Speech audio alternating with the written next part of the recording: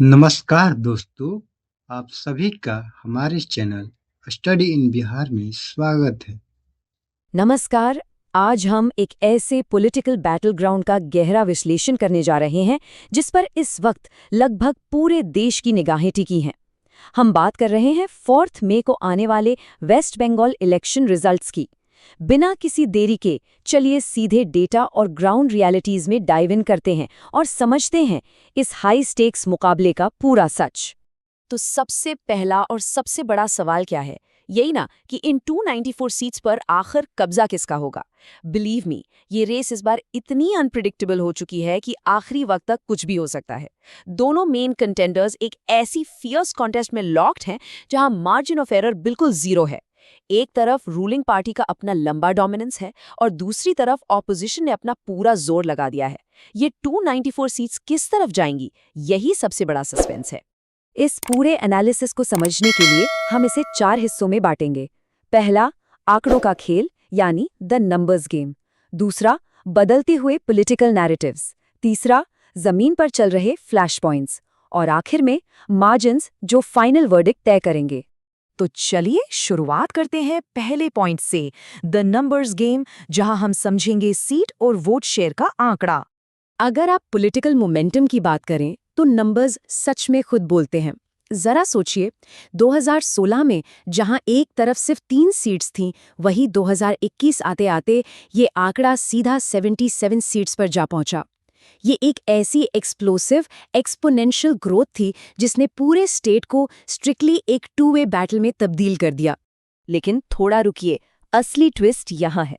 Seats का gap बेशक आपको बहुत बड़ा लग रहा हो, 216 के सामने 77, लेकिन 2021 के वोट शेयर में सिर्फ लगभग 9% का ही अंतर था। एक तरफ करीब 47% और दूसरी तरफ 38%। इतने बड़े सीट गैप के बावजूद ये जो हिडन क्लोजनेस है ना, यही वजह है कि आने वाला इलेक्शन इतना टाइट और अनप्रिडिक्टेबल बन गया है। अब आते हैं अपने दूसरे हिस्से पर, शिफ्टिंग पॉलिटिकल नैरेटिव्स। इतिहास से लेकर वर्तमान तक सेंटिमेंट कैसे बदला है। देखिए, अगर हम पास्ट में देखें तो 1972 से लेकर 2011 तक लेफ्ट फ्रंट का एक बेहद लंबा और हिस्टोरिक रूल रहा। फिर 2011 में एक मैसिव शिफ्ट आया और करंट रूलिंग पार्टी पावर में आई। लेकिन एक लंबे समय तक पावर में रहने का एक नेचुरल साइड इफेक्ट होता है, एंटी इनकम्बेंसी।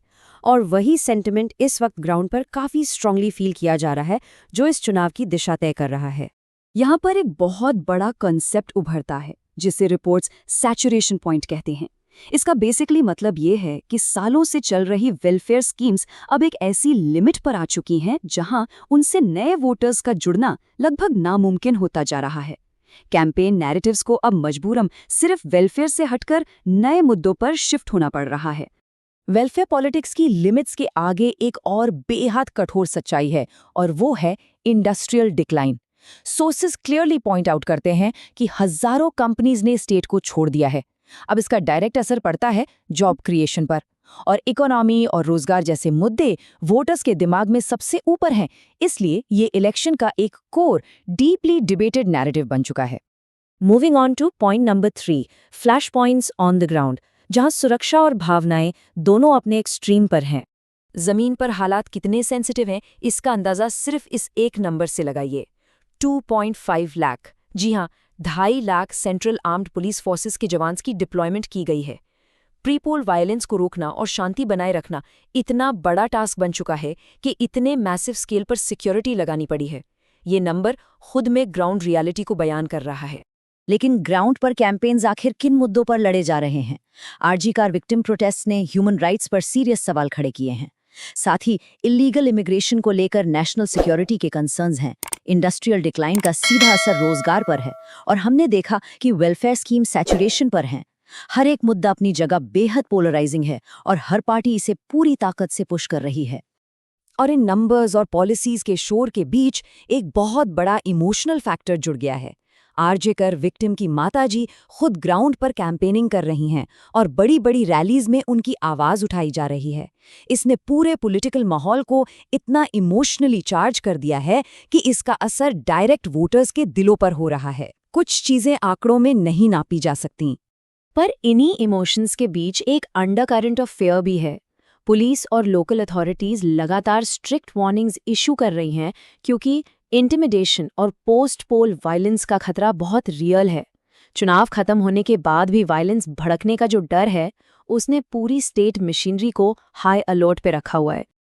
और अब हम आते हैं अपने आखिरी और सबसे निर्णायक हिस्से पर, margins and the final verdict. अगर इस पूरे एनालिसिस का सबसे अहम टेकअवे कुछ है, तो वो ये है, एक बेहद माइक्रोस्कोपिक, मतलब सिर्फ 1 से 2% का वोट स्विंग, सिर्फ इतना सा शिफ्ट पूरे स्टेट के रिजल्ट्स को पूरी तरह फ्लिप करने की ताकत रखता है। हर एक कॉन्स्टिट्यूएंसी में सिर्फ चंद हजार वोट्स का इधर उधर होना नई सरकार तय कर देगा। ये सच में एक razor thin margin of destiny है। और इस 1 से 2% की मैथमेटिक्स को और भी वॉलेटाइल क्या बनाता है? Fragmented votes.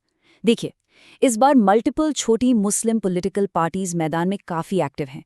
इसका नतीजा ये है कि जो ट्रेडिशनल यूनाइटेड वोट बैंक्स होते थे, वो अब स्प्लिट हो रहे हैं।